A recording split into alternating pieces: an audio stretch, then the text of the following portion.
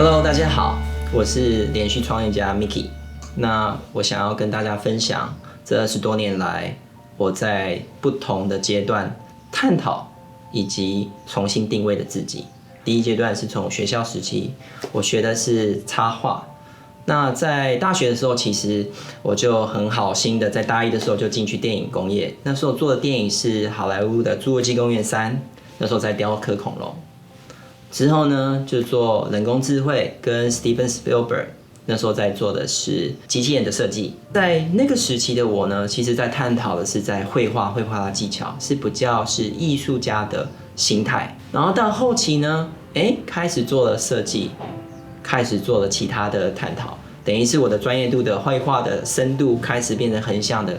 往外扩了。那在这个实习过程中，我问自己一个问题：难道我一辈子就要画画而已吗？后来就在探讨说，艺术到底可以成为什么样的东西？它怎么样可以跟这世界做结合？所以就进入了我第2个回合，艺术跟市场，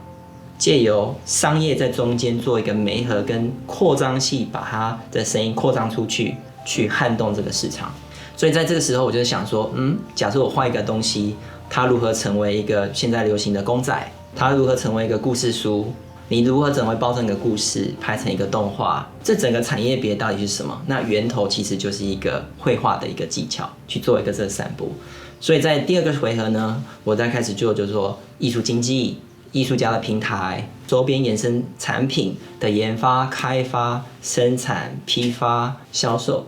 如果你是个公司，你如何跟一个艺术家讨论说如何结合双方的优点，然后成立一个很好的专案，不管是产品还是行销。在探讨这个过程中，我后来发现说原来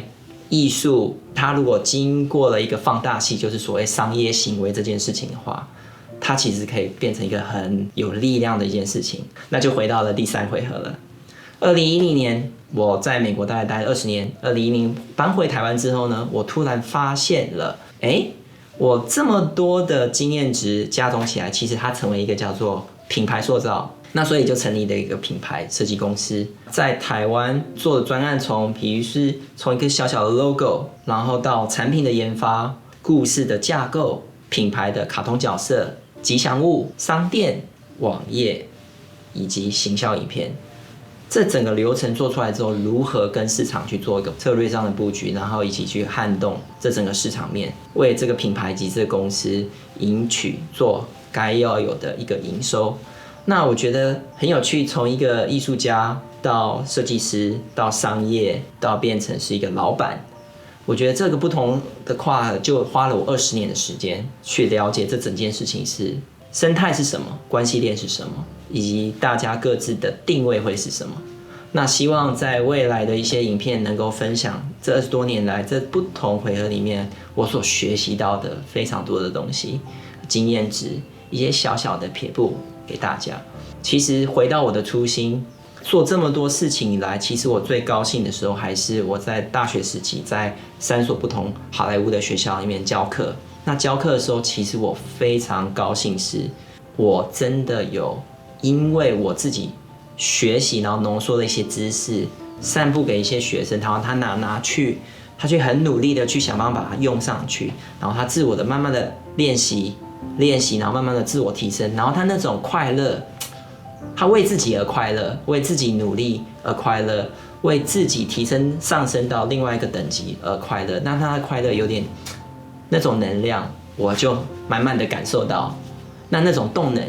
是一个很纯真的动能，很快乐的动能。当然这20多年的旅程里面，其实太多的商业，太多的数字，的确会消灭非常多那个时期的我。现在的我，因为我有时间可以再回馈给大家，那我问我自己，我会想要做什么事情呢？想了想，